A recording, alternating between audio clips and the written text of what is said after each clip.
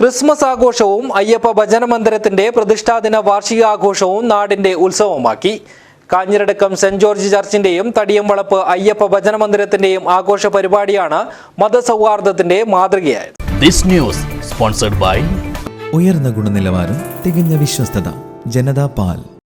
December 24-നാണ് തടിയംവളപ്പ് Ayyappa ഭജന മന്ദിര പ്രതിഷ്ഠാദിന വാർഷികാഘോഷങ്ങൾക്ക് തുടക്കം കുറിച്ചത്. കലവറ ഘോഷയാത്രയോടുകൂടി നടന്ന പ്രതിഷ്ഠാദിനാഘോഷത്തിൽ പ്രദേശത്തെ നൂറുകണക്കിന് ഭക്തജനങ്ങൾ സംബന്ധിച്ചു.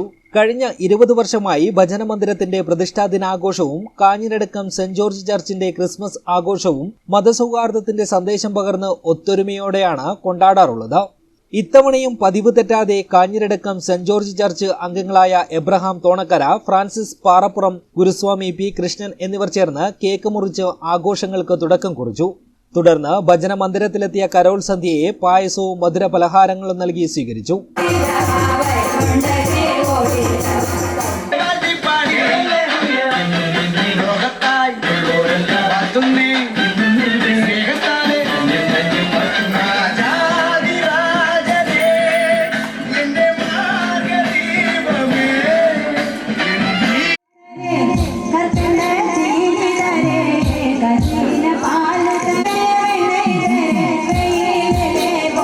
ഗുരുസ്വാമി പി കൃഷ്ണൻ, ഭജനമന്ദിരം secretary Jayakumar, president Srinivasan, K Karunakaran, P Madhavan Nair എന്നിവരുടെ നേതൃത്വത്തിലായിരുന്നു കരോൾ സന്ധ്യയെ സ്വീകരിച്ചത്. തുടർന്ന് മാതൃസമിതിയുടെ നേതൃത്വത്തിൽ കൈകൊട്ടിക്കളി, തിരുവാതിര, കുട്ടികളുടെ കലാപരിപാടി, കാഞ്ഞങ്ങാട് സൗത്ത് കലാവേദിയുടെ ഭജന എന്നിവയും നടന്നു.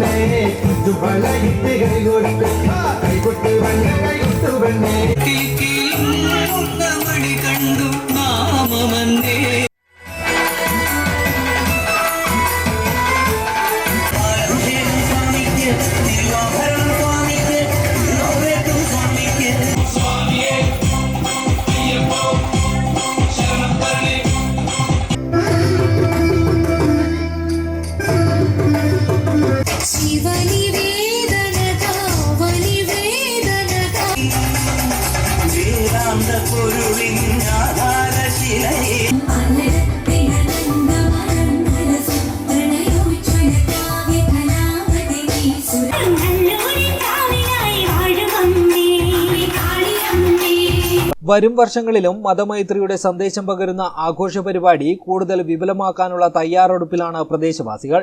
News bureau, Periya.